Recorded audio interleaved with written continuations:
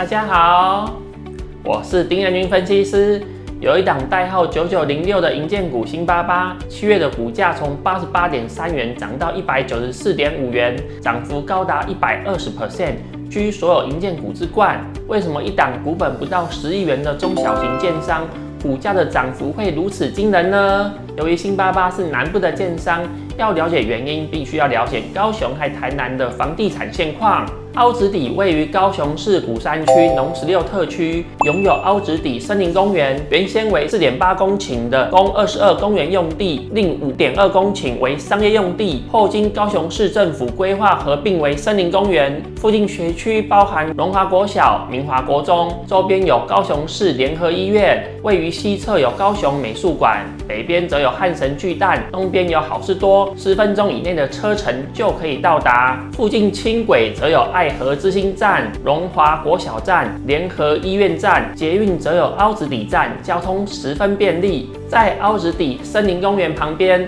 富邦人寿于博爱路大顺路口新建的商业区开发案，这个建案于2022年的3月开工，将建造地上48层，最高塔楼接近240公尺的复合型商业大楼，涵盖商场、办公室、旅馆、健身中心、水族馆以及物流等设施。目前汉神百货3馆、南仁湖开设的高雄海洋馆、博文旗下的运动娱乐事业都将确定进驻。在台北市拥有大安森林公园的大安区，目前为台北市房价最高的行政区，而台中由原水南机场改建的中央公园，此地段目前的房价直逼台中7期从化区，而凹子底森林公园被誉为高雄的都市之肺，非常适合居住。此外，台北市新义计划区拥有16家百货商场，为全世界百货密度最高的区域，房价居台北市之冠。而台中的7期从化区有7家大型的购物商场，房价居台中市之冠。高雄的农16特区，除了北边有原本的汉神百货外，之后南边还有富邦的商业区开发案，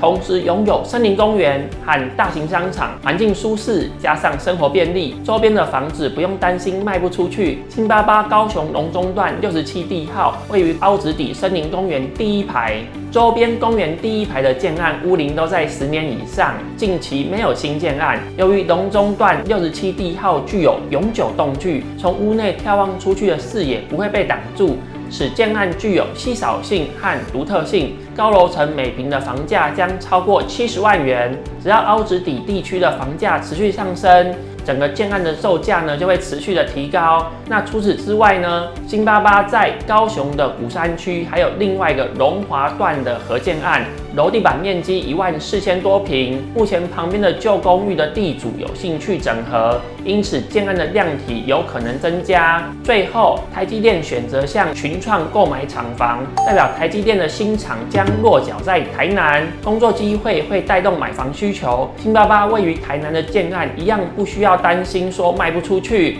由于星88未来的建案获利可期，而且盈余分配大方，这就是星88股价大涨的原因。如果喜欢这则影片的话，欢迎按赞、订阅、分享、开启小铃铛。我们下次见，拜拜。